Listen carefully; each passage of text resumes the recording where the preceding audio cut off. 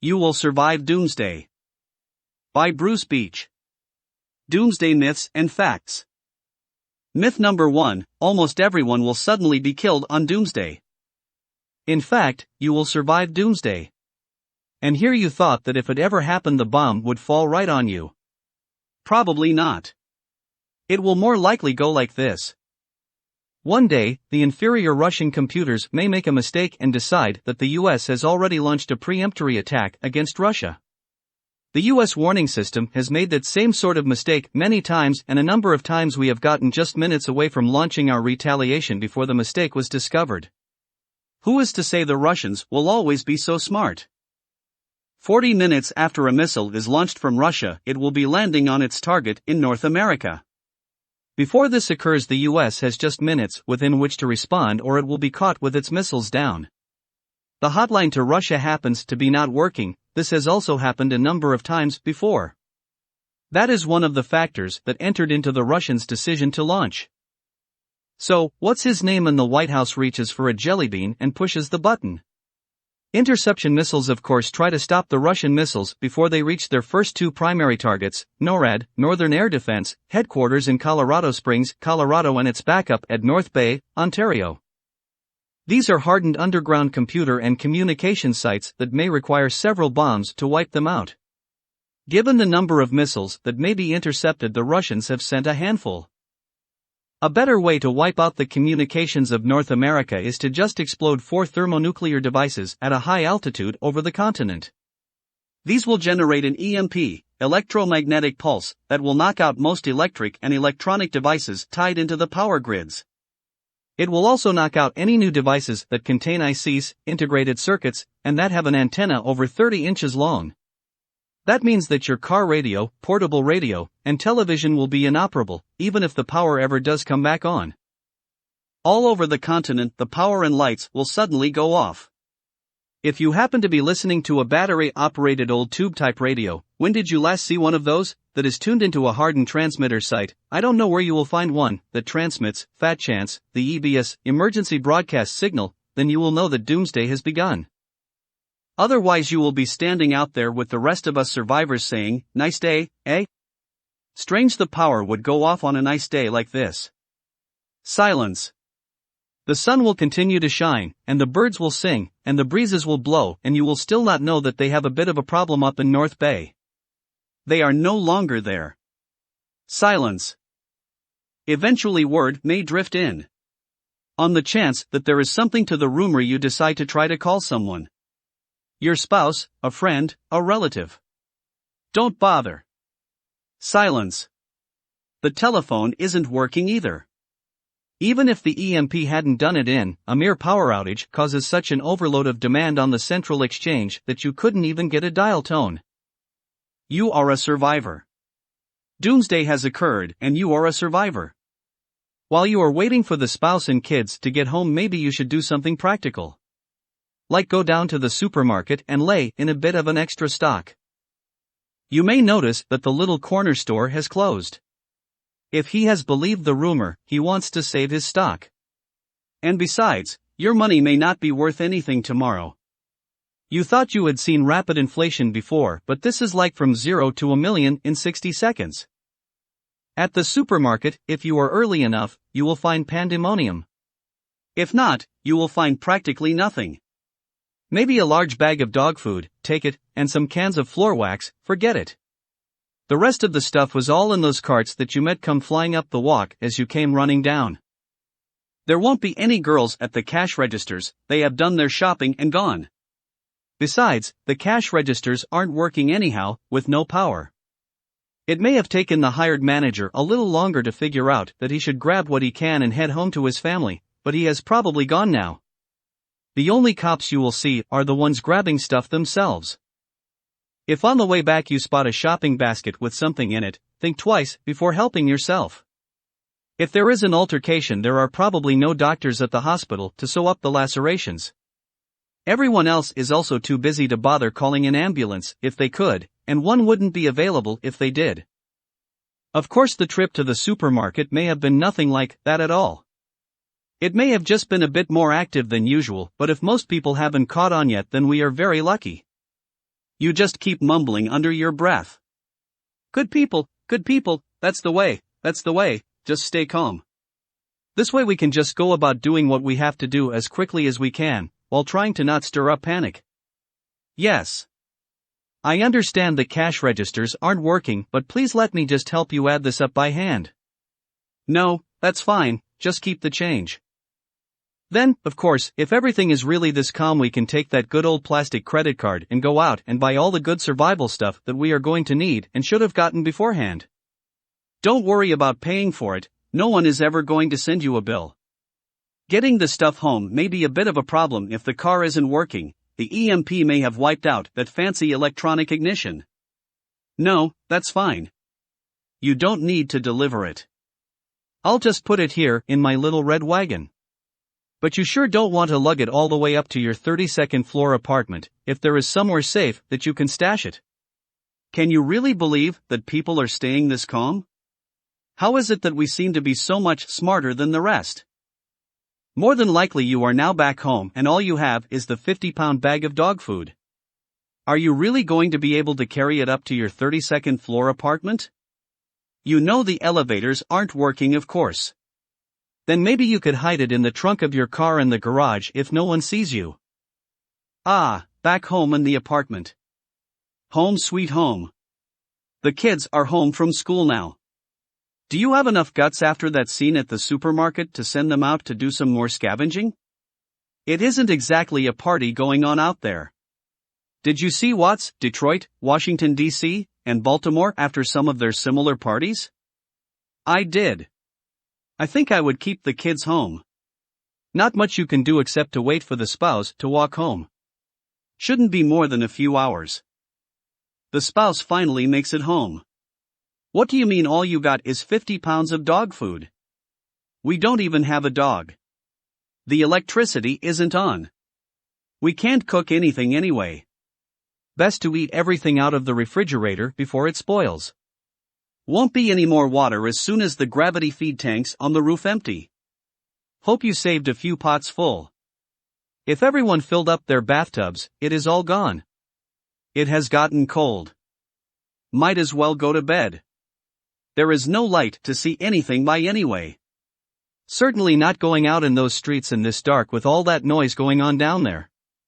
Hopefully, everything will look brighter in the morning. Day 2. Morning comes early with the noise of people throwing pots and pans over the sides of their balconies along with the blankets, pillows and other things that it saves them carrying down. Apparently some of the residents are moving out. Perhaps you should too. Everything looks better in the light, doesn't it? TV still doesn't come on. Telephone isn't working either. And you know what, the toilet doesn't flush. Can't cook anything. Got to eat what you've got. See, that wasn't so bad. Make it sort of a picnic. Eat it right out of the can. There is not going to be any water to wash dishes. But see, we survived Doomsday. Didn't even see an explosion, hear a bomb, or anything. Maybe we should sit down together and try to figure out what we are going to do from here. The bombs may still be coming. Probably are. If the attackers' plans have gone according to schedule, they have probably finished with their primary targets. They have hit the 3 Titan wings in Kansas, Missouri and Arkansas, 3 wings, 18 missiles each, for a total or 54, or the things have landed in Russia by now, so why bother? They have certainly been knocking the bejammers out of Montana and the Dakotas. Can't hear or see a thing from here, of course. Author's update note, this point is a little dated. The Titan wings have been decommissioned and both the US and Russia have now put much greater reliance upon the much greater and more reliable destructive power of MIRV warheads aboard nuclear submarines. The primary targets are now most like submarine bases, to prevent more subs from leaving port. Then they will start on the secondary targets. All the SAC, Strategic Air Command, bases both in the US and around the rest of the world. Oh, they have lots to keep them busy for a while. Cities themselves are pretty far down the list. Maybe they won't even go for them. Any airport with over a 10,000-foot runway is pretty important, however, because the SAC could land and refuel their bomber there. So you know where that puts us. They will probably get around to us in the next day or two. There are two strategies of warfare. One is called counterforce and the other is called countervalue. With counterforce you knock out the enemy's forces so he can't harm you. This can be very chivalrous, like the fighting codes of the knights of old. You never harm the women and children. On the other hand, with countervalue, you go after everything the enemy holds dear in order to demoralize him. This was the technique of the Mongolian hordes. Take no prisoners. Eliminate the enemy. The only good Indian is a dead Indian. Eliminate the Jews. Sock it to the Japs. Women, children, babies, everybody goes.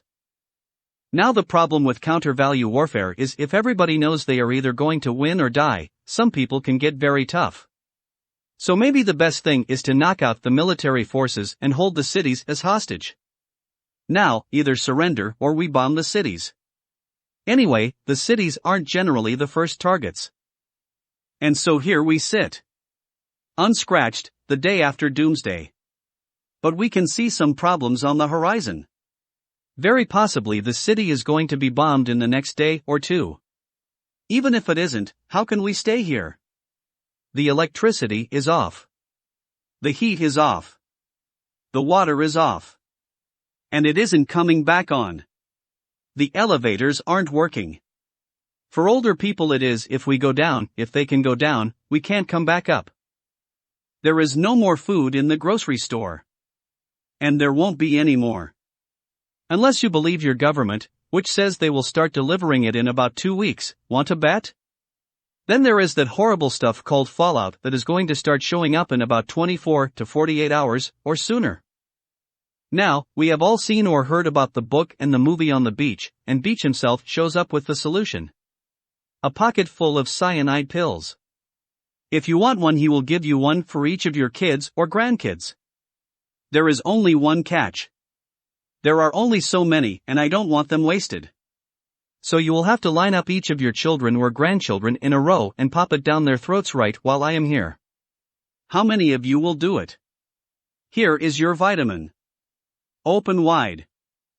No? Then you really are a survivor. Here you always said you hoped the bomb would fall right on you, and then when I offered you an easy out. Oh well, it won't be that bad. A world without electricity, automobiles, radio, television, telephones, and supermarkets. And maybe eventually with only 20 million people in North America. They won't all be Canadians. But then, that is the kind of world that was here in 1800.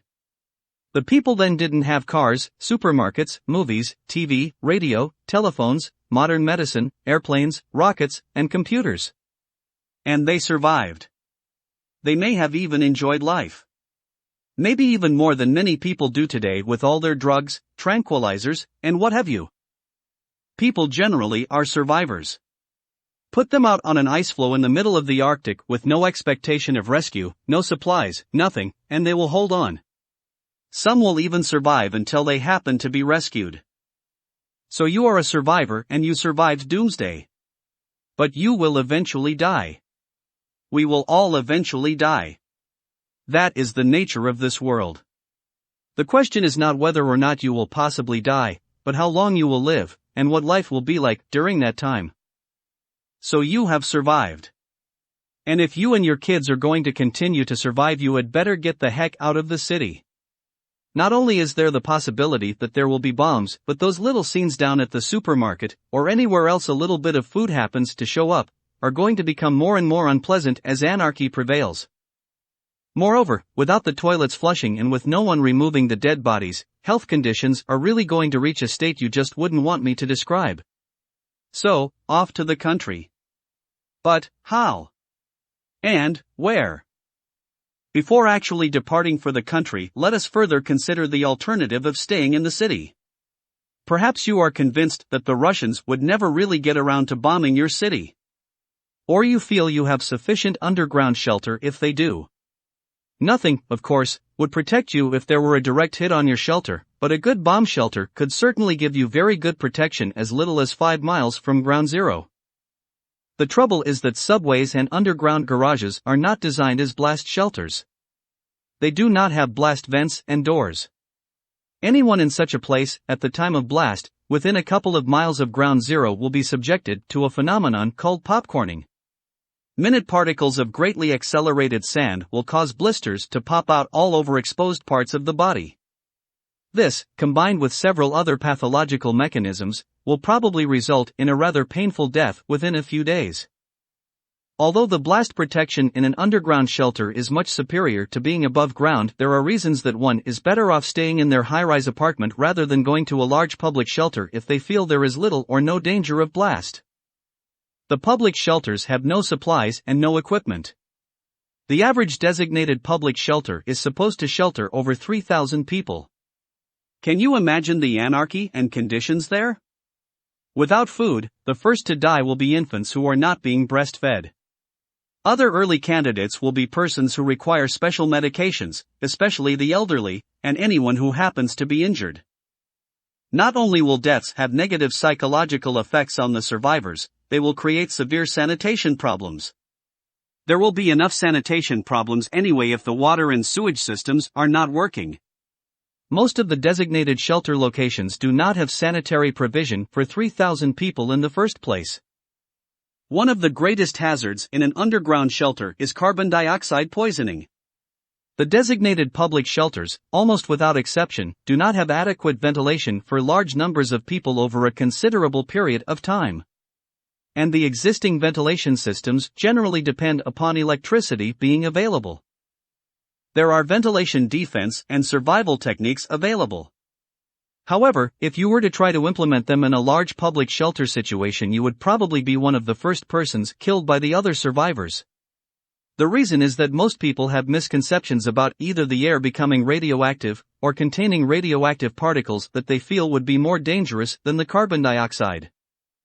Add to these problems the fact that you might not have any light in the shelter, that anarchy may become rampant, and that there will almost certainly be no food, and perhaps, more importantly, no water, and you will see why no trained survivalist would want to be caught dead in the place. Returning to one's own high-rise apartment, after the danger of blast is past, gives much more favorable opportunities for continued survival than given by remaining in a public shelter. If you are 10 or 15 stories above the ground, the distance will probably adequately protect you from any radiation from the fallout on the ground. If there are 10 or more stories above your head, then that distance will also protect you from fallout on the roof. The apartment dweller should try to secure an inner room without any windows.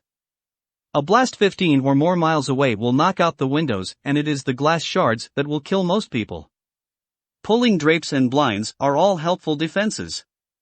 A blast wave will be preceded by a brilliant flash of light. The survivor will have from several seconds to 3 or 4 minutes, depending upon the distance from the blast, to duck behind a sofa or to take other shelter. Training oneself to take similar immediate defensive action can also help give protection from the intense thermal radiation that accompanies a nuclear blast, and that can start fires 15 to 20 miles from ground zero.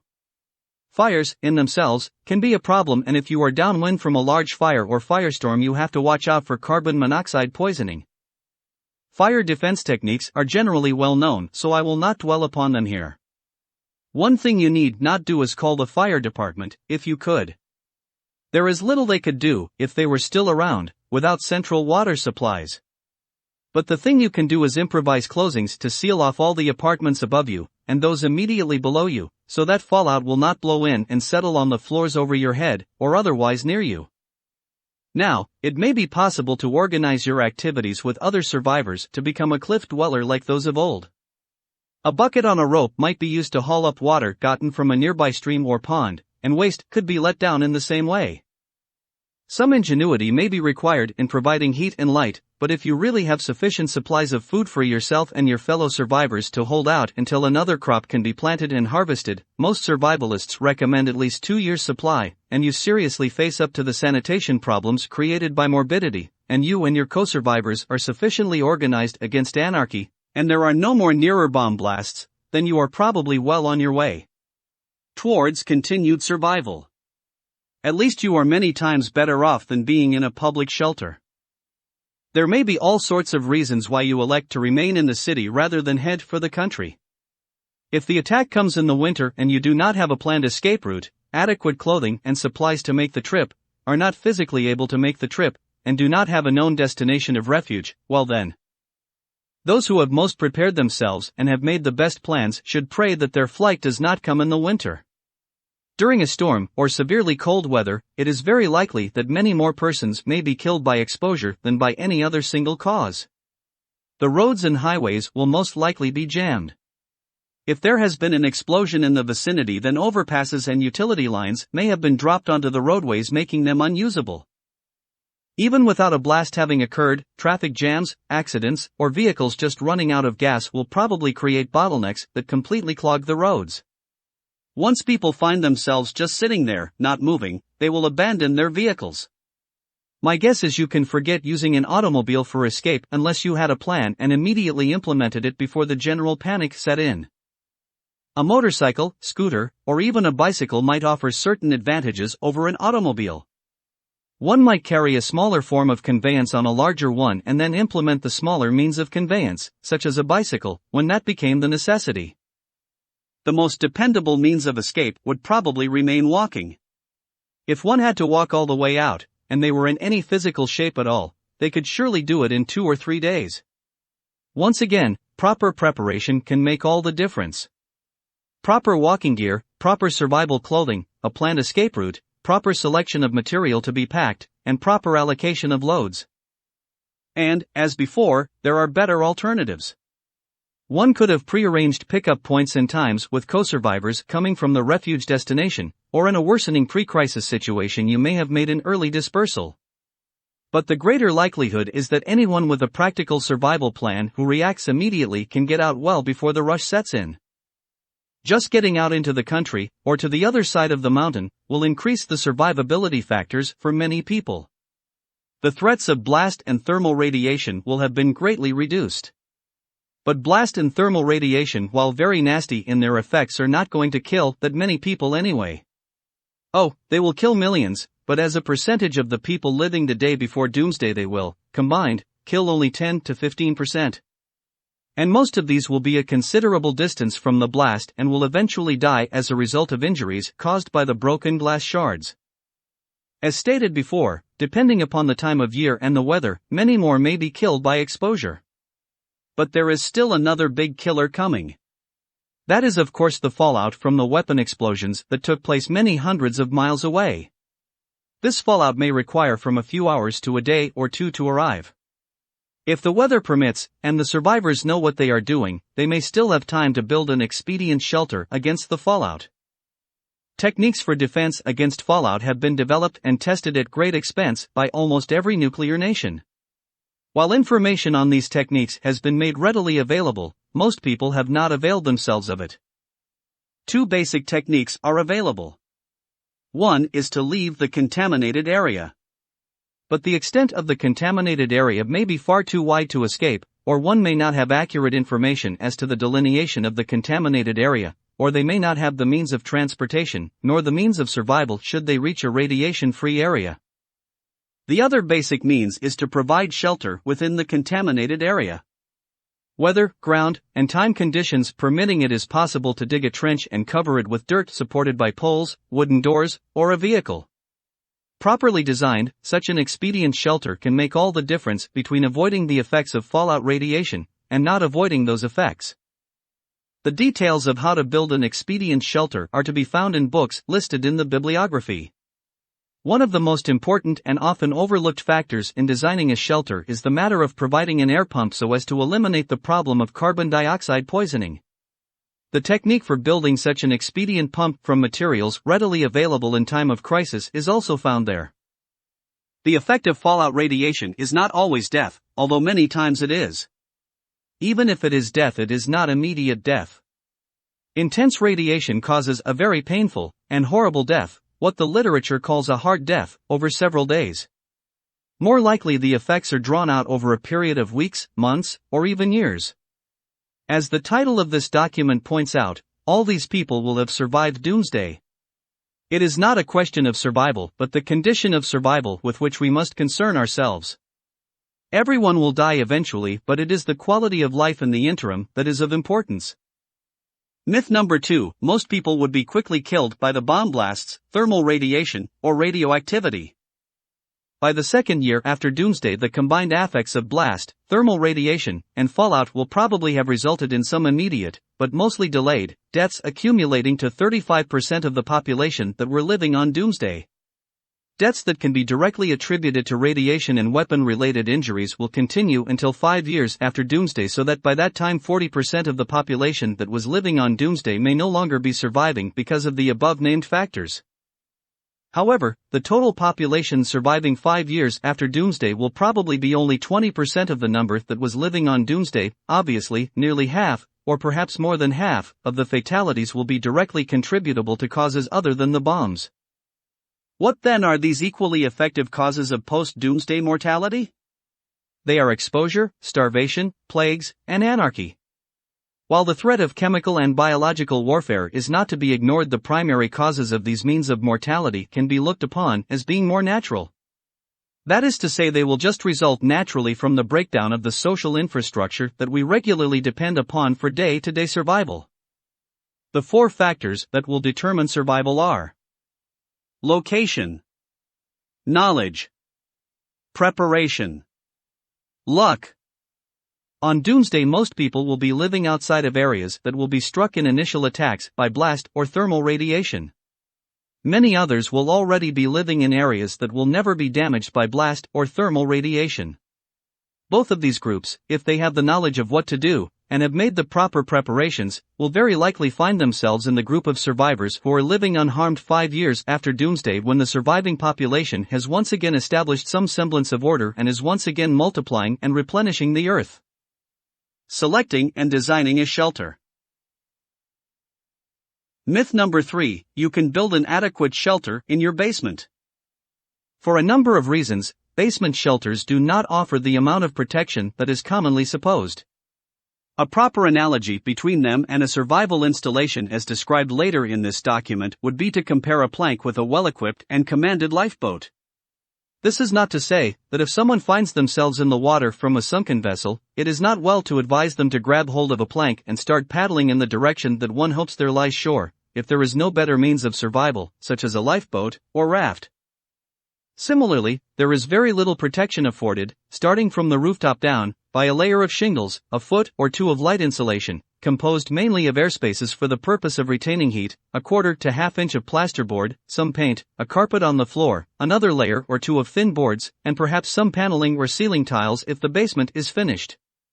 The distance between the roof and the basement, a 2-story house offers more than a bungalow in this way, does allow some additional protection, but this factor, along with the combined density of all the matter described, would not equal more protection than would be afforded by 6 to 8 inches of earth.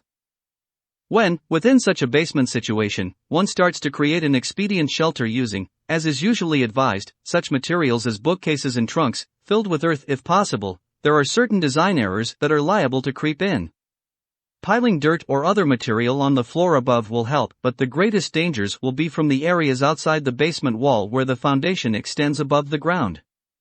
It is best to keep one's shelter at least 3 feet below the outside ground level, and to have at least 3 feet of soil above one's head. The next most overlooked problem is that of proper ventilation, so as to avoid carbon dioxide poisoning. As stated before, most survival experts advise a location other than the basement for such reasons as the threat of carbon monoxide poisoning in case of fire, broken gas mains, and the threat of fire itself that may result from the widespread firestorms caused by the thermal radiation associated with a nuclear blast. There are certain advantages to a basement shelter. One may have access to necessities such as food, clothing, and blankets stored in the home. There may still be water available from the hot water tank. And, most importantly, one may feel certain psychological comfort by being in the familiar surroundings of their own home. None of these advantages, of course, hold a candle to the advantage of being in a properly equipped and manned survival center. Myth number 4, you must filter the air coming into a shelter to remove the fallout. One of the general misconceptions regarding fallout and fallout shelters is that the air itself may become radioactive. This is simply not true. Those with a little learning will then say, yes, but it will contain radioactive particles of fallout. That is true, but a properly designed air intake, even for an expedient shelter, will cause most of the particles to drop out of the airflow before the air enters the shelter. Should the number of particles still suspended in the air be a problem, an expedient filter, such as a damp sheet hung in the air intake passageway, will do an adequate job of filtering the air. If the air vents do not have automatic blast valves, then the air passage should be quickly shut and remain shut for a few minutes after the brilliant flash of a nearby nuclear explosion, so as to prevent the popcorning effect described earlier. The air passages will have to be shut in every case where there is a large fire nearby that is generating carbon monoxide that would otherwise seep into the shelter. Most expedient shelters will not have precautions such as those just described. The danger of carbon monoxide poisoning is one of the main reasons that most survival experts recommend that even if one has a basement in their house, it is preferable to build an expedient shelter a considerable distance outside and away from existing structures in case of fire. Myth number 5, water would become radioactive. As has been mentioned before, the materials necessary for building an air pump and an expedient radiation detector are available in almost every home. Anyone planning on attempting to use the basement survival method should obtain ahead of time the detailed instructions for building these devices, and store these instructions in their home, along with an emergency supply of food and containers for storing approximately 14 gallons of water for each individual that is going to be accommodated. There is a similar misconception about water becoming radioactive as there is about air becoming radioactive. This may have something to do with misconceptions about the nature of heavy water, but we won't go into that here. Radioactive particles do become suspended in water, however, and that is why for the shelter confinement period, you must make sure that you have a sufficient store of potable water available ahead of time. During the recovery period, after radiation has decreased to the point where it is safe to work outside, there are techniques for letting fallout settle out of water, and for distilling water, in order to make sure that it is safe for drinking and cooking. However, far from keeping air and water out of a shelter, it is absolutely necessary to life that they be available. While an expedient shelter could mean the difference between life and death, it is probably not something that you would want to continue to use for a very long time. Myth number 6, there would be no dangerous radioactivity after a couple of weeks.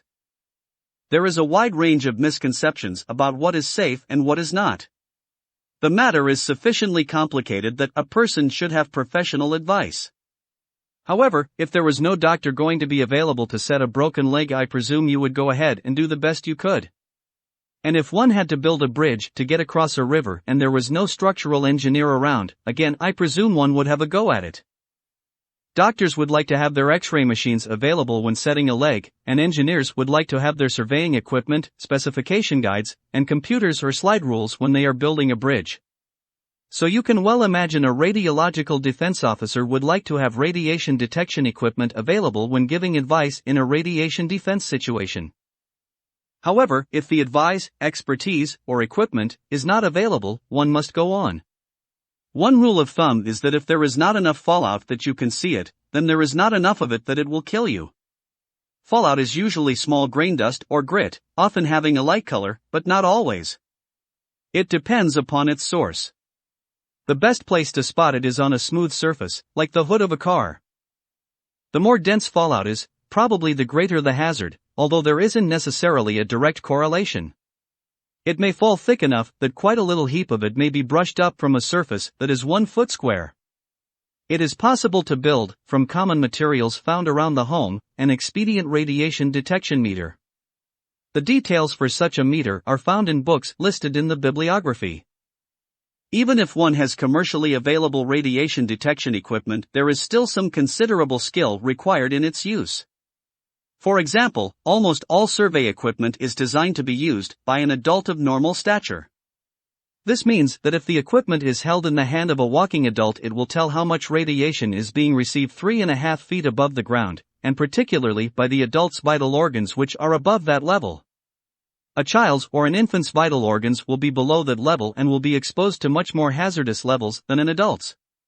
For this reason, if one is passing through an area that is suspected to have any radiation at all, a child should be carried on an adult's shoulders. There is another rule of thumb that, for every 7-fold increase in time, radioactivity will decrease by 10-fold. This is called the 7/10 rule. This is based upon standard decay. It is useful as an example, for training, and in building theoretical models, but in actual practice the decay rate is likely to be something quite different. It is determined by the isotopic composition of the matter under consideration. There is another commonly held misconception among semi-trained individuals that low levels of radiation cannot be rapidly fatal. Someone, after several days in the confines of a cramped expedient shelter, might conclude that because their meters now indicate a very low level of radioactivity, or perhaps no radioactivity if it is a high-range instrument, that it would now be all right to go outside and sleep on the ground in the cool breezes beneath the bright summer stars. The fallacy again arises from taking measurements at a level that assumes the vital organs are well above the radiation source. This is not the case when a person is stretched out on the ground for long hours of sleep. These long hours of low-level radiation exposure to the vital organs will result in a fatality in just a few days. Likewise, perfectly healthy adults who take infants out of the cramped, unpleasant, expedient shelter to allow them to play during the day on a blanket spread out on the ground will be quite shocked to see those infants sicken and die in just a few days while they themselves remain healthy. The infant's vital organs again being close to the weak radiation source for a long period while the adult's vital organs are being protected by distance. Myth number 7, radiation sickness is not contagious, so there is no danger in assisting those affected. The statement that radiation sickness is not contagious is often found in the literature. That is true. The erroneous conclusion is drawn, however, that being around persons with radiation sickness is not dangerous. The danger arises from the manner in which radiation kills. Sufficient radiation can cook the vital organs, but more often what happens is that it kills the white corpuscles and the ability of the bone marrow to make more of them. It is the white corpuscles that are the body's defenders against viruses, bacteria, and other disease-causing bodies. Once these defenders are lost, the person succumbs to a disease they might have otherwise warded off, and once that disease takes hold in the individual, they may become highly contagious. In this manner there is grave danger of plagues breaking out, and all sorts of illnesses one does not generally see, becoming very threatening. For this reason rigorous quarantine, sanitary measures, and health defense measures must be imposed and enforced. Becoming aware of such unexpected and unpleasant snares may initially make one feel that the situation is hopeless. The danger really arises from a person's unfamiliarity with the circumstances. There is the story of the explorer who asked the young native if there were crocodiles in a certain stream. He was assured there were not. While then swimming in the stream he once again saw the young lad on the bank and asked for reassurance that there were no crocodiles. "Oh no, sir," replied the shocked young fellow, "they won't come here. They are all afraid of the piranha."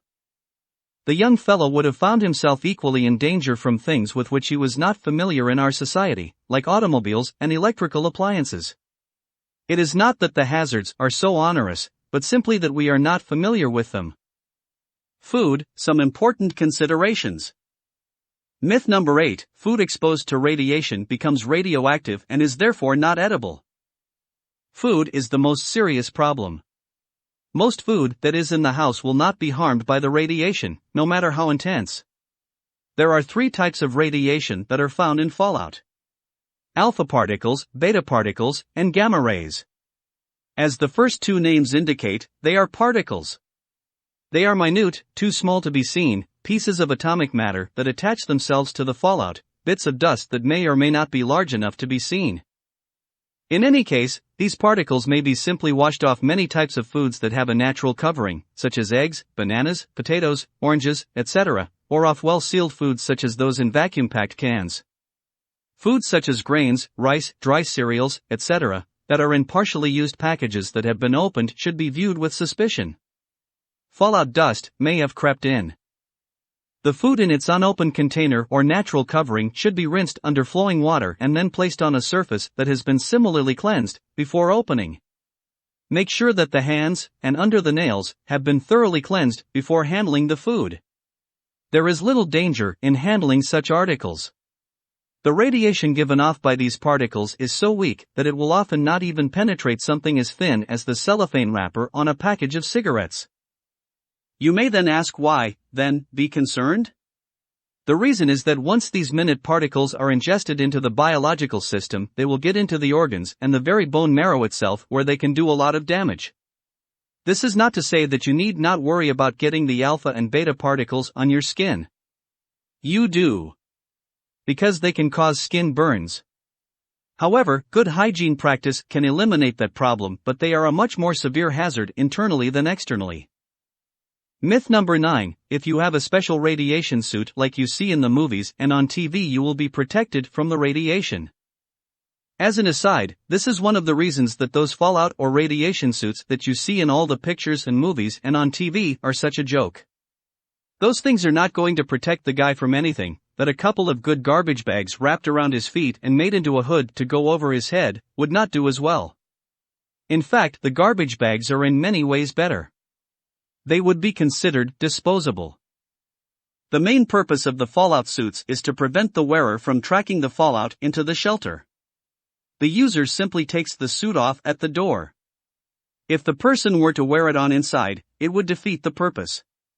There are some clean handling techniques that are beneficial to know and practice, but in a wartime situation there is so much of the stuff around that peacetime standards of exposure and cleanliness lose their meaning. The gamma rays are another matter. They are very penetrating. No fallout or radiation suit is going to protect you from them. It requires much more dense matter to protect you than you could lift, let alone lug around. This is why one must remain in a shelter when there is intense radiation. With good housekeeping, there should not be so much dust inside a shelter as to create a hazard from gamma rays.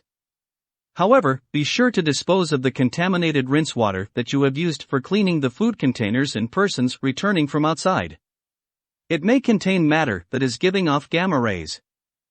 There will probably not be sufficient fallout on the food packages, or you can get rid of it quickly enough that you need concern yourself about the amount of gamma radiation that you are going to get from that source during the decontamination process.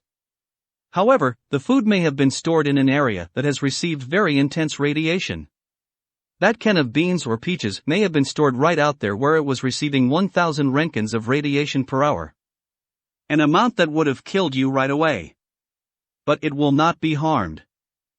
That is right. It is perfectly edible. If it were not so, I would have told you. It is only living things that radiation hurts. Even then, it depends upon the frequency and intensity of the radiation. For example, there are all sorts of radio and TV waves going right through where you are sitting right now, and they are not harming you. The food in the can is already dead, and the gamma rays are not going to harm it. They will not make it radioactive.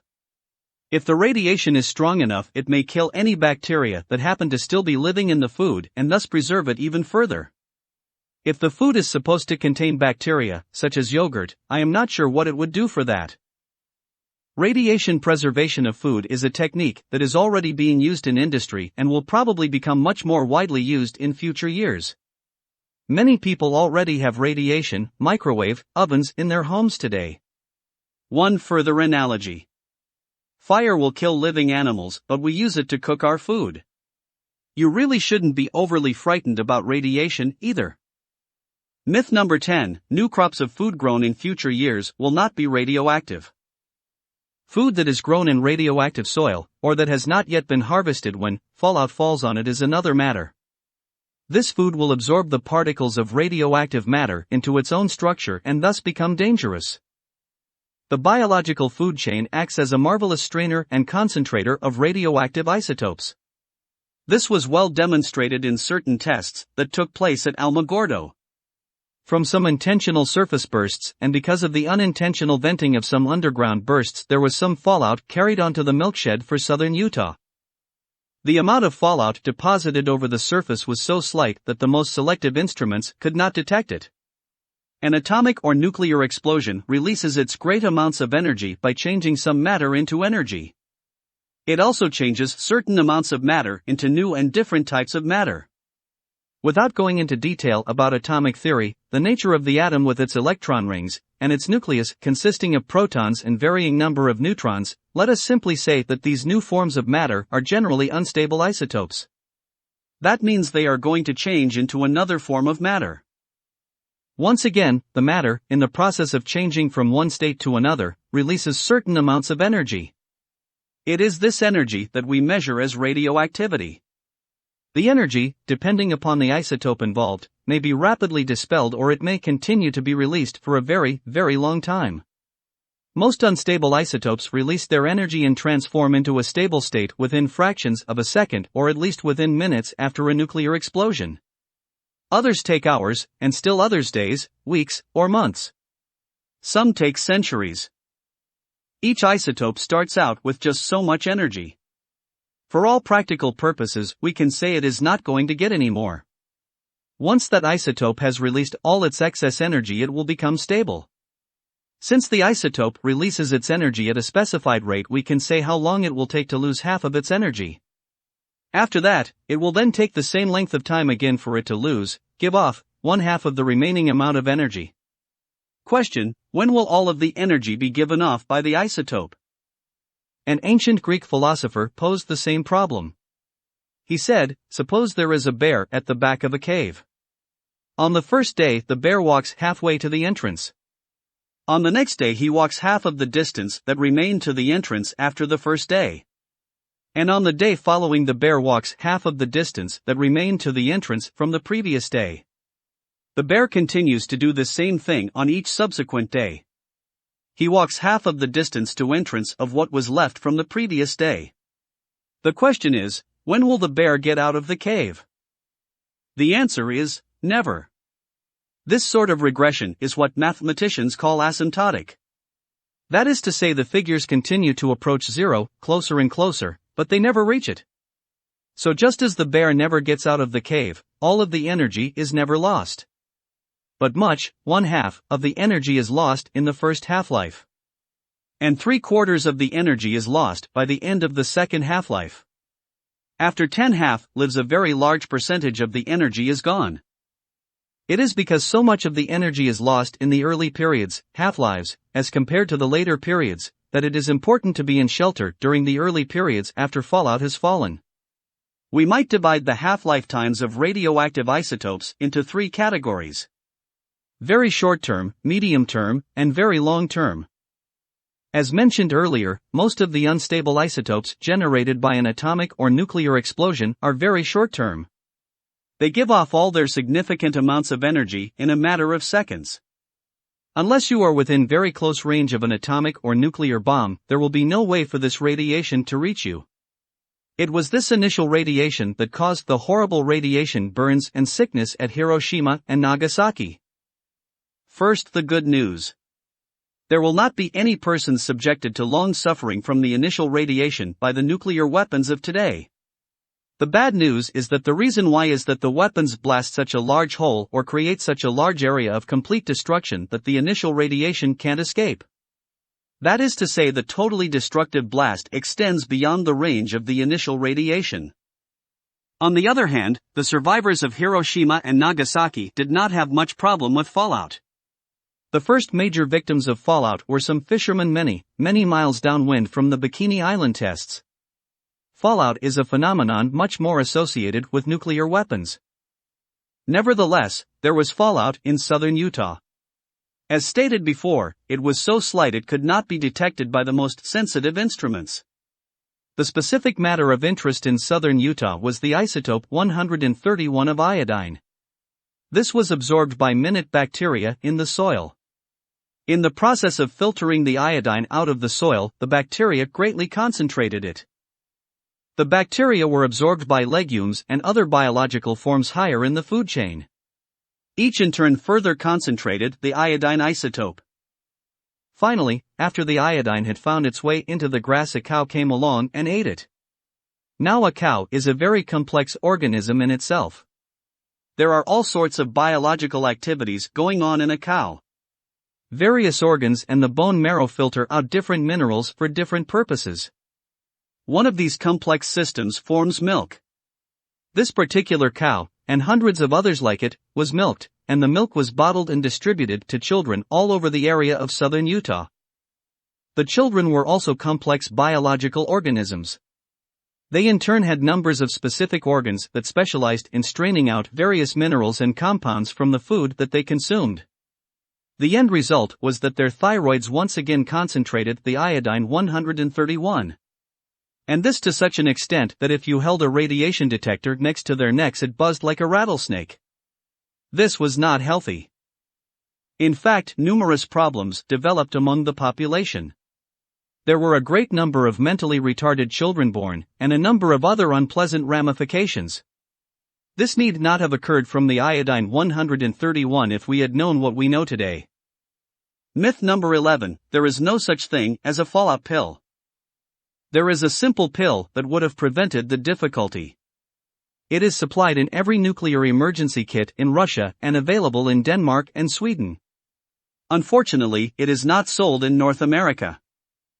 Fortunately, however, the pill is quite simple to make. Ahead of time, obtain a quantity of potassium iodide from your local drugstore. $5 worth should be lots.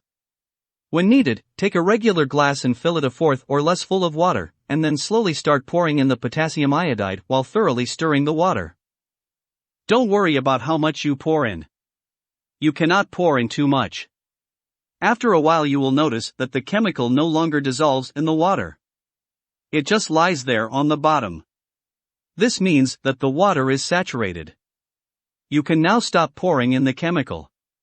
More will not help or hurt. Next, take an eyedropper, or a soaked piece of paper if you do not have an eyedropper, and drop 4 drops onto a little piece of bread for an adult.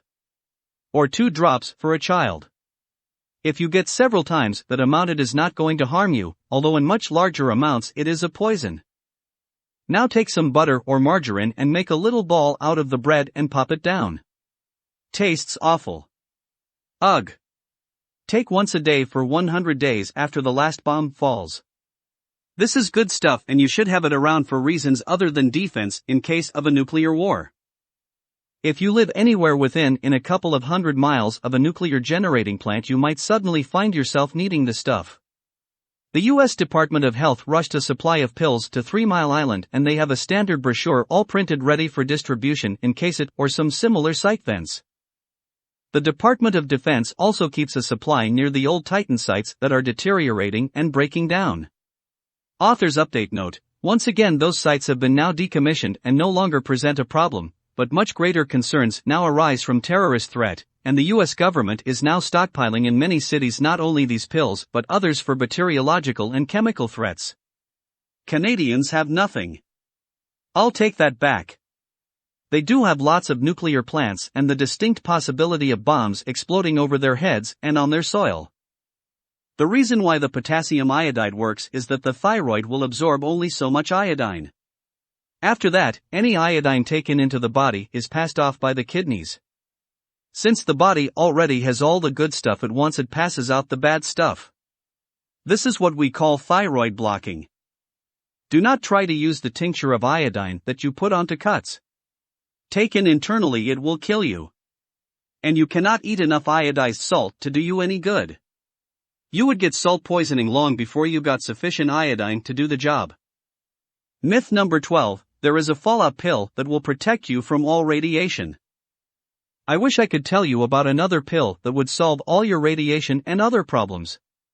But there is none. Unless you mean the cyanide pill mentioned earlier, and things really are not that gloomy. As I hope I have carefully explained, most of the radiation we have to be concerned about from a nuclear bomb will decay in a matter of days or weeks to a level where we can deal with it. Myth number 13, there would be dangerous radioactivity for thousands of years. You may say, I've heard that some radiation will be around for thousands and even hundreds of thousands of years. Yes, but those isotopes are our friends. That may be putting it a bit strongly. Anyway, they are not near so harmful as many people think. There is the point of view that no radiation is good for you. Some dermatologists maintain that you should not even get a suntan. Yes, that is radiation that you get from the sun. There is even the theory that it is cosmic radiation that causes both overall genetic change, aging, and death. In any case, we are all subjected to many sources of radiation every day. The question is not whether or not you are going to receive radiation, but how much and how quickly. Let us compare the radiation we are concerned about with another type of radiation. Heat. Just as we measure radioactivity in roentgens, we measure heat in calories. If I were to tell you that that pipe over there was going to put off 1,000,000 calories of heat, you might say, let me get away from it. But, if I then said that it was going to be over the next 1,000,000 years, at the rate of 1 calorie per year, you would realize that you were in greater danger of freezing to death than of burning to death if you were depending upon that pipe for heat. It is not how much heat is going to be given off, it may be a large amount, but how much over what period of time. A mere 200 calories suddenly inflicted upon one point of the skin would create a bit of a sting, but hundreds of thousands might be comfortably absorbed from a heating pad over an appropriate period of time. It is the same with radiation. Most isotopes give off their energy so rapidly that they are like flash bulbs. Flash and they are gone. It just happens right in the vicinity of the bomb. Others are like regular light bulbs that give off their light and heat for some period of time before they burn out. They may travel a long way from the bomb as fallout before they dissipate their energy. For these we need a shelter to protect us if we are in their vicinity. Nothing else will do. Still others are like those small luminescent lights that some people put in their bathrooms for nightlights.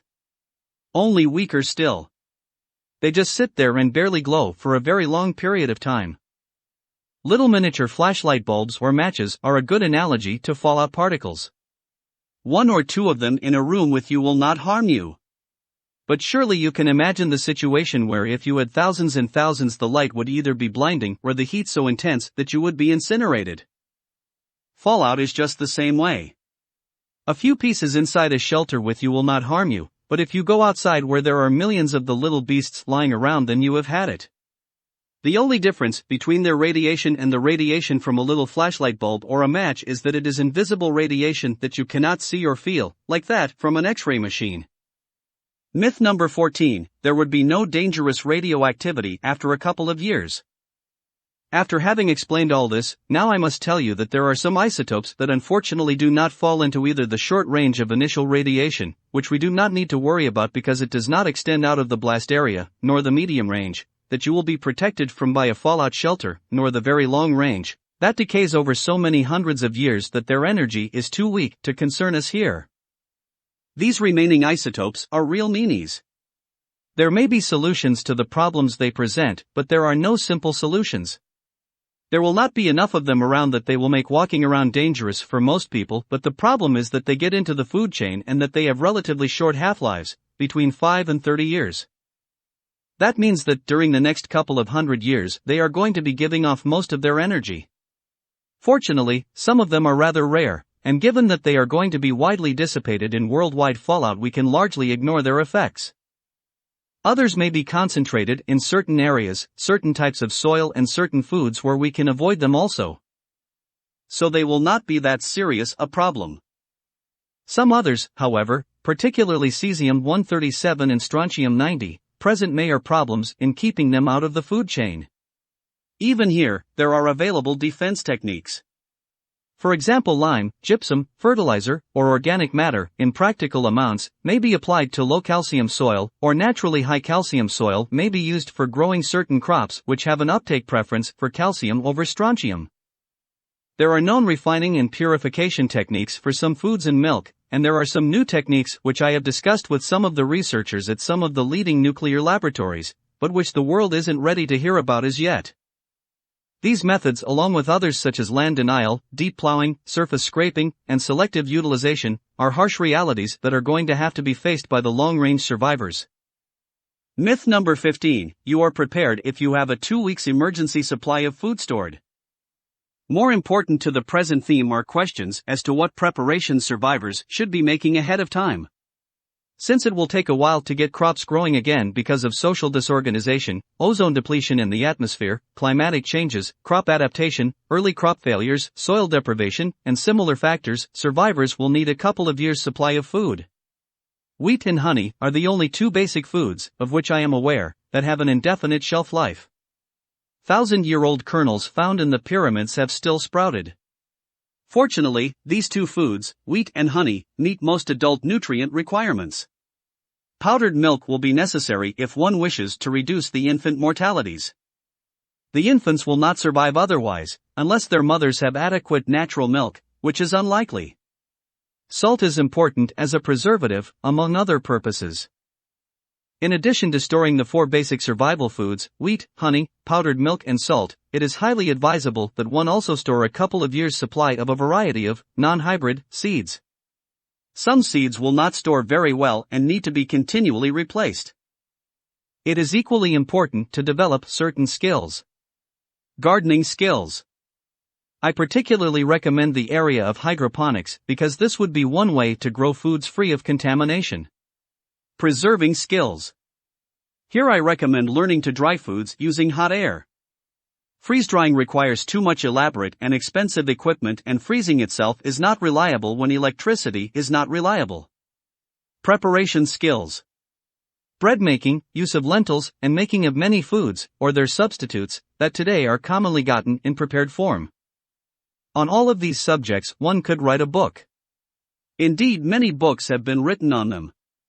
Even if one does not have time to immediately develop all these skills, they might do well to get themselves a survival library and then, as a next step, acquire the essentials and materials listed in checklists in most well-organized manuals. Myth number 16, you should be prepared to be self-sufficient and be able to survive on your own. The very best thing that a survival-minded person can do, after preparing for themselves an equipped place of refuge and developing their own survival skills, is to associate themselves with other skilled survivalists. No one person can know everything, and almost everyone can contribute something. Agricultural, medical, mechanical, communicator, you name it, all skills will be needed. Few people could afford the equipment that an organization can have.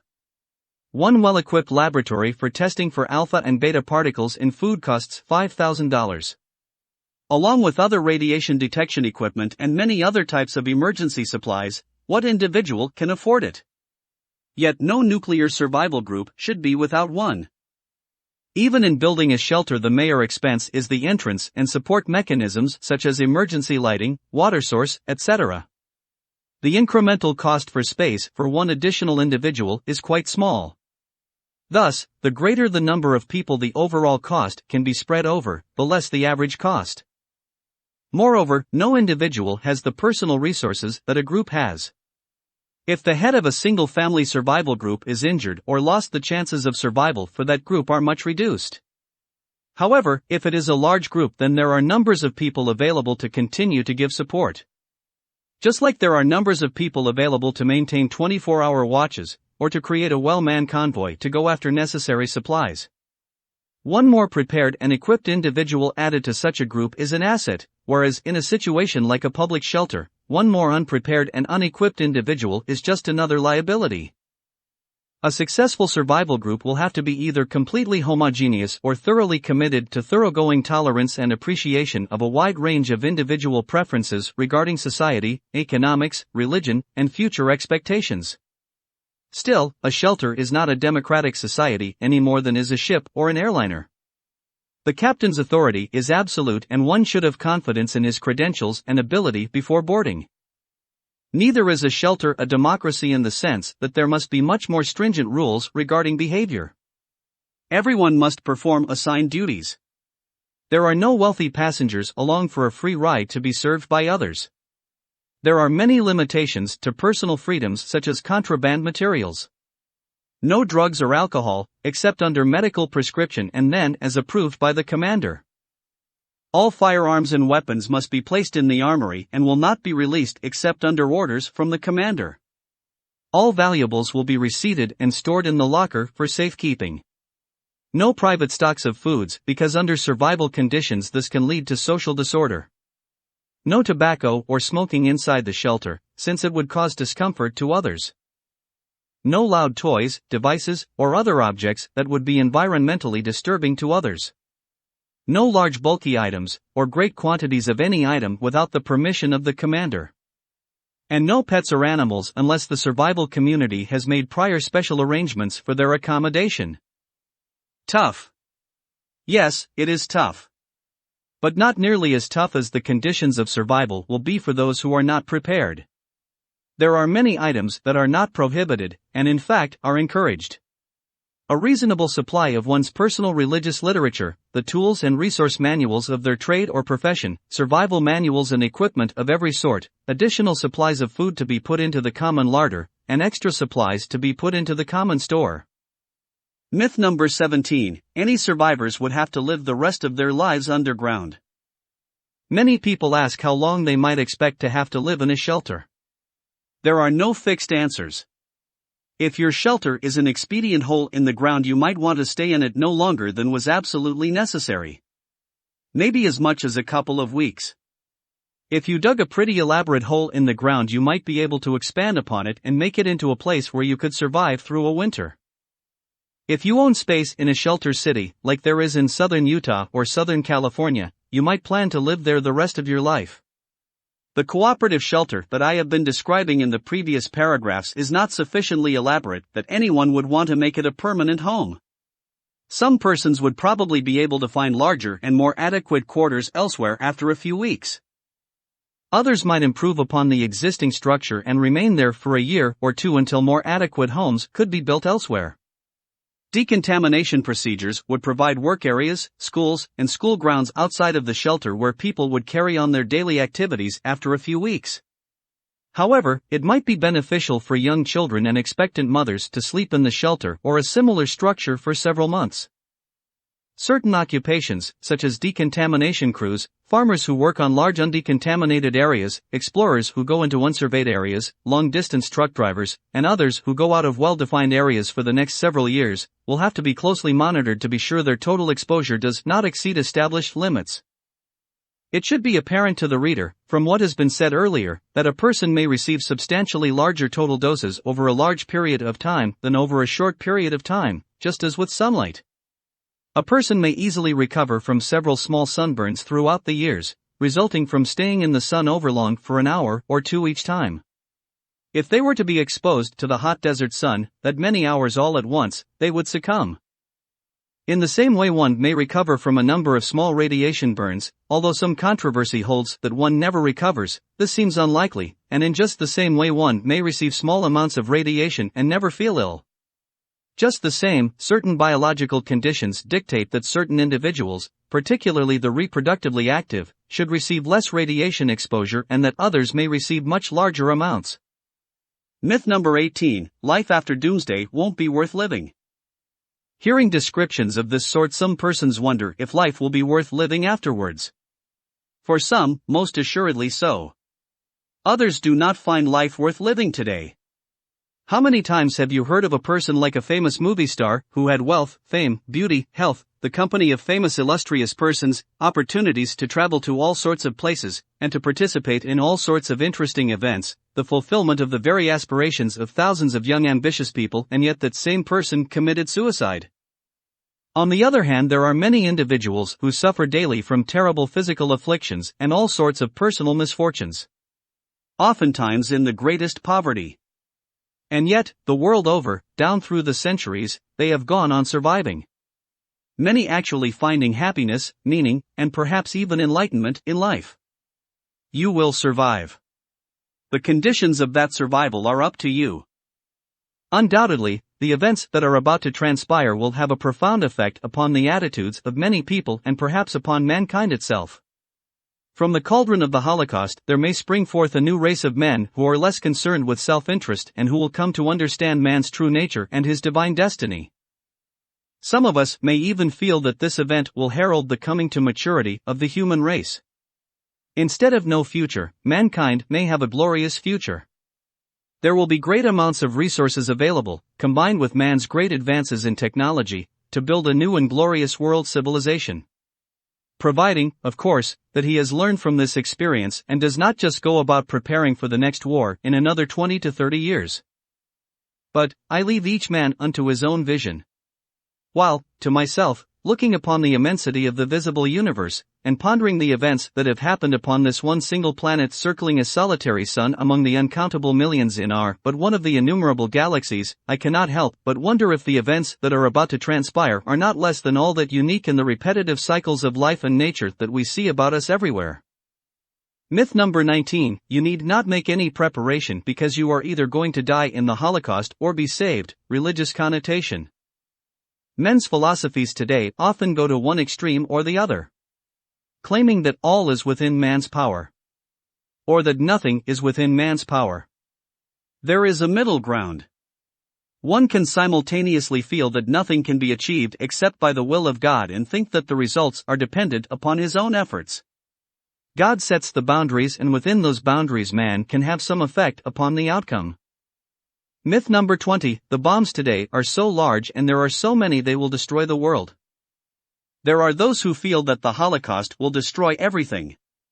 And well it might, for there are certainly more than enough nuclear weapons in the world to achieve that end. Except those days be shortened, none will survive, not even the very elect.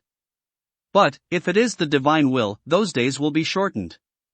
There are those of us who feel that the divine hand is evidenced in the dealings of the world, every moment unto every moment. The divine happenings often seem quite natural. If one were to say unto a mountain, "Be thou removed and cast into the sea," and it should occur, another would say an earthquake just happened to happen right then. If the forces of nature should transpire so that in the midst of the Holocaust the planet should suddenly tip on its side and place his sign, the Southern Cross, suddenly blazing in the sky above the heads of the people in the Northern Hemisphere, there are those who would only recognize the natural causes. Such an event would certainly play heck with the astral, satellite-based, and inertial guidance systems upon which the individual and MIRV warhead delivery systems depend.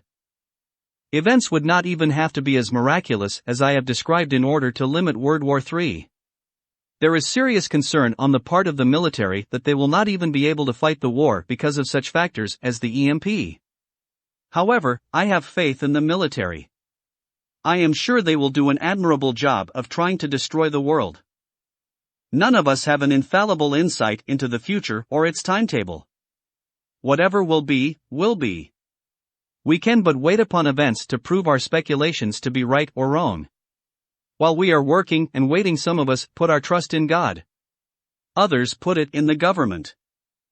Myth number 21, you will receive adequate warning from your government. The government at first proposed the individual family shelter plan. Then it abandoned it. Next it proposed the community shelter plan. Then it abandoned it. Then it proposed the relocation plan. Then it abandoned it. Presently it has no plan. Don't you feel abandoned? The government has millions to spend for destruction but not a penny for defense. The EMO, Emergency Measures Organization, has been completely shut down. The Ontario government was allocated 3 berths in the Radiological Defense Officers course for the summer of 1982, given by the Canadian Emergency Measures College at the Emergency Planning Canada Federal Studies Centre in Arnprior, Ontario, but it didn't feel it could afford to send anyone even after our group offered to pay expenses for 3 people. We appealed all the way up to the Solicitor General's office.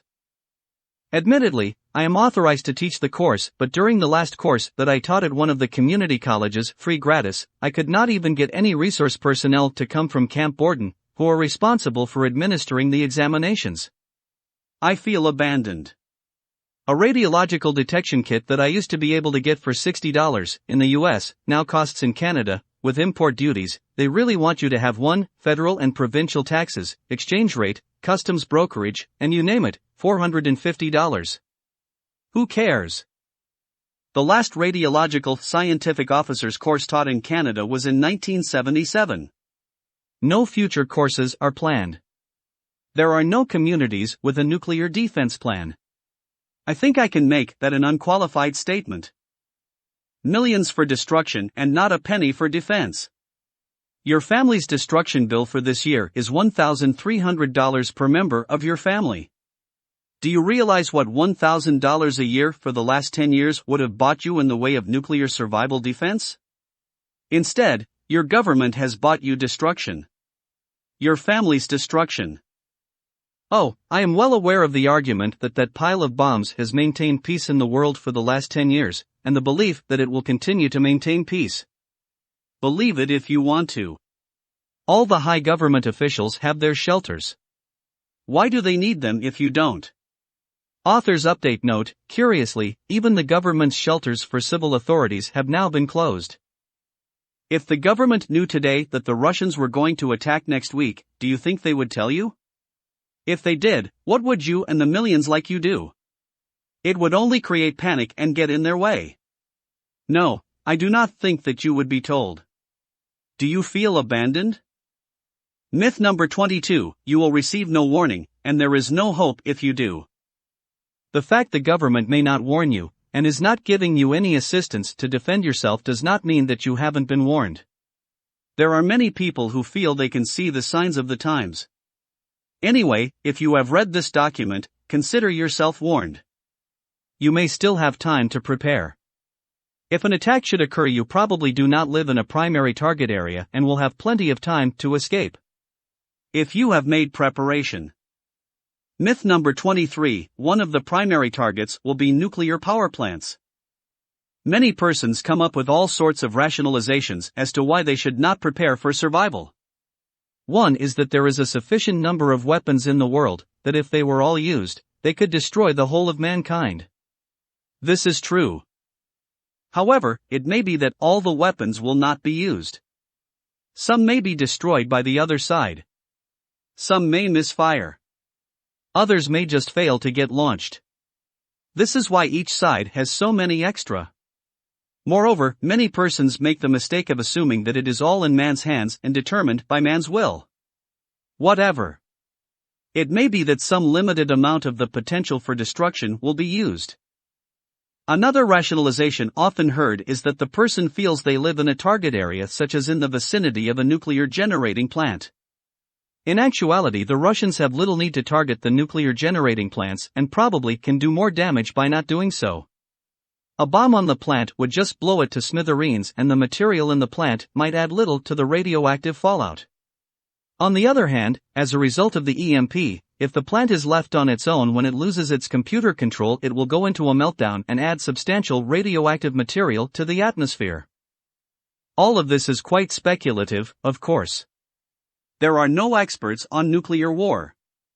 There is no one living who has been through one.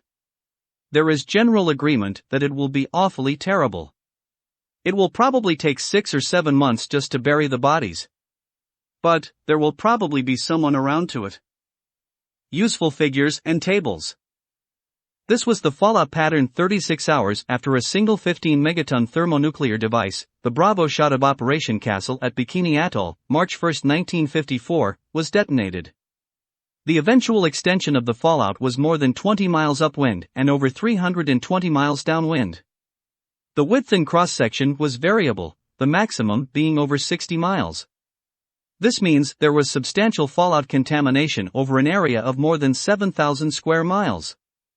It is important to note that persons anywhere downwind would not have had to travel more than 40 miles in a direction crosswind to be perfectly safe.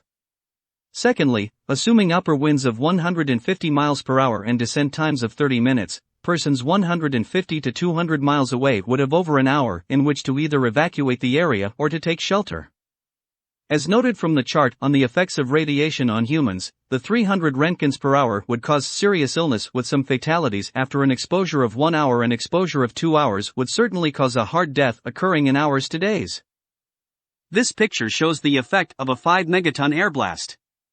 While much larger weapons have been developed experimentally, their use is unlikely. For one thing, they are too hard to deliver and, more importantly, with a 20-megaton weapon we do only about 1/3 the damage that will be caused by 4 5-megaton weapons. 5 to 8 megatons will probably be the average size of the strategic weapons. They will probably be detonated at some altitude around 2,000 feet for maximum effect. At 15 to 18 miles on a clear day, exposed people will be blistered, and from 18 to 23 miles they will be sunburned. This map shows the principal targets in the U.S. Major airports, military installations, and railway passes would be targets in Canada. The number 2 target in North America is North Bay, Ontario. In an all-out nuclear exchange, WW3, with a multiplicity of devices being detonated over a relative short period of time, 3 days to 2 weeks is a common estimate, there would most likely be widespread areas with general radiation levels, in the 5 to 20 Roentgen per hour range, over 1,000 miles downwind from the blast sites, 2 to 3 days after 0 hour. This map indicates the amount of radiation that a person would receive in various areas by remaining in the open for 14 days following the bombing of targets indicated in the map above. It is important to note from the map that even if Canada were not bombed, that Ontario would receive 101 to 450 Roentgens from the Minuteman sites in Montana and the Dakotas. Example of a 7/10 rule. This chart indicates that if one started off with 1000 roentgens of radiation per hour at 0 plus 1 hour, that it would take 2 weeks for the radiation to get down to 1 roentgen per hour. Since death would be almost certain after exposure for even 1/2 HR, see accompanying chart, it is apparent that shelter would be necessary. The important thing to remember about the 7/10 rule is that it is only theoretical, and that actual decay may follow a different slope. Secondly, in order to use it, one must know the exact time of detonation for the weapon causing the fallout. And thirdly, it is only applicable for calculating the fallout from one weapon, and not for multiple sources. Example of the effect of shielding. Any material can be used for shielding against radiation. Even feathers. There is nothing magical about lead. It is only the density of the material that matters. A pound of lead and a pound of feathers weigh exactly the same. But it takes a much bigger stack of feathers than it does of lead to make a pound. Neither feathers nor lead are generally particularly cheap to obtain, so it is usually better to use some other material like dirt or concrete. The more dirt or concrete in the barrier, the greater the protection. Since concrete is more dense, heavier, it only takes about 24 inches of concrete to give the same protection as 36 inches of dirt. 36 inches, 3 feet, of dirt will give good protection. 5 feet of dirt will give better.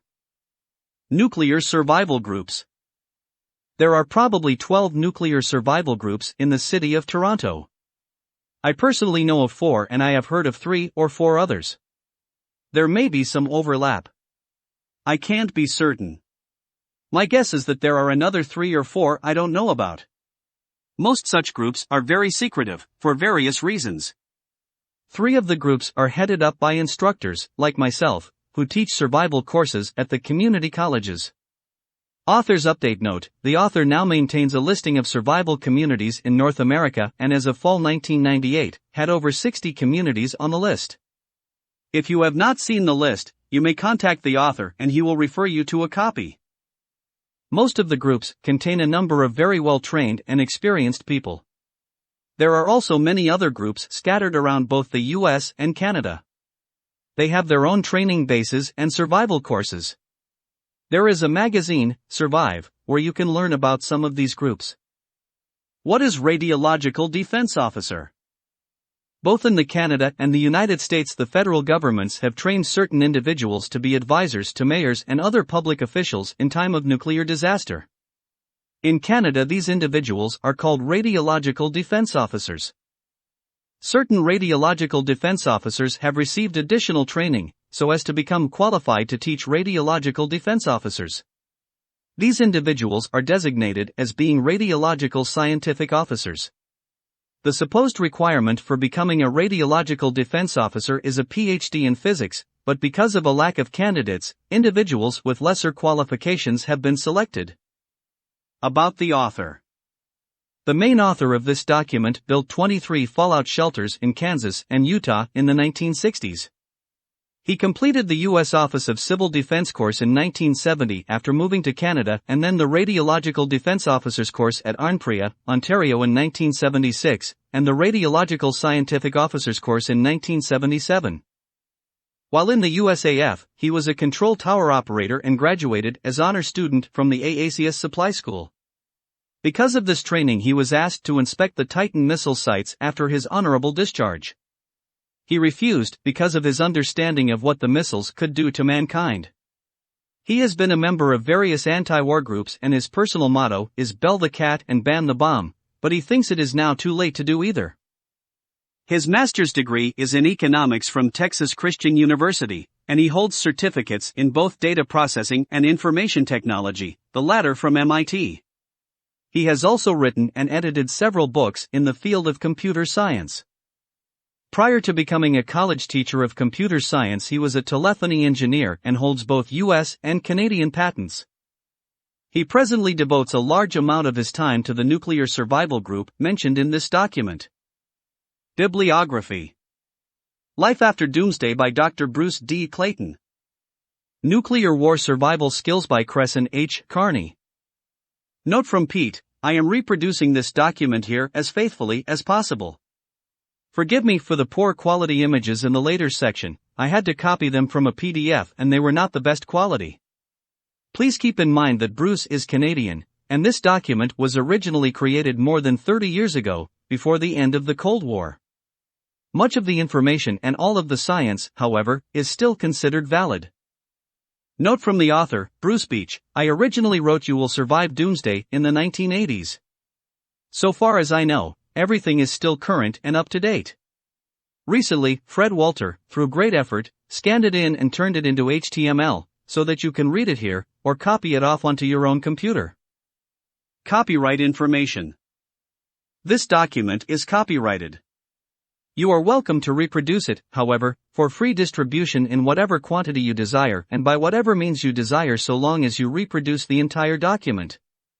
Extensive quotes are also welcome so long as credit is properly given. Our purpose in publishing this document is to ameliorate the effects of a nuclear holocaust for as many people as we can reach, and to locate as many people as we can who are willing and able to join our nuclear survival group. Table of Contents. 23 myths that are repeatedly heard. Useful figures and tables. Nuclear survival groups. About the author. Bibliography. Myths. Here are 23 myths that are repeatedly heard, some much more often than others, that this document tries to dispel. Myth number 01, almost everyone will suddenly be killed on Doomsday. Myth number 02, most people would be quickly killed by the bomb blasts, thermal radiation, or radioactivity. Myth number 03, you can build an adequate shelter in your basement. Myth number 04, you must filter the air coming into a shelter to remove the fallout. Myth number 05, water would become radioactive. Myth number 06, there would be no dangerous radioactivity after a couple of weeks. Myth number 07, radiation sickness is not contagious so there is no danger in assisting those affected. Myth number 08, food exposed to radiation becomes radioactive and is therefore not edible. Myth number 09, if you have a special radiation suit, like you see in the movies and on TV, you will be protected from the radiation. Myth number 10, new crops of food grown in future years will not be radioactive. Myth number 11, there is no such thing as a fallout pill. Myth number 12, there is a fallout pill that will protect you from all radioactivity. Myth number 13, there would be dangerous radioactivity for thousands of years. Myth number 14, there would be no dangerous radioactivity after a couple of years. Myth number 15, you are prepared if you have a 2 weeks emergency supply of food stored. Myth number 16, you should be prepared to be self-sufficient and be able to survive on your own. Myth number 17, any survivors would have to live the rest of their lives underground.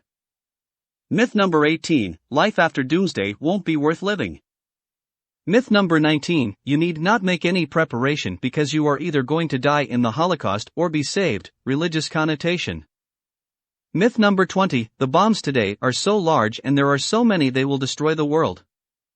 Myth number 21, you will receive adequate warning from your government. Myth number 22, you will receive no warning, and there is no hope if you do.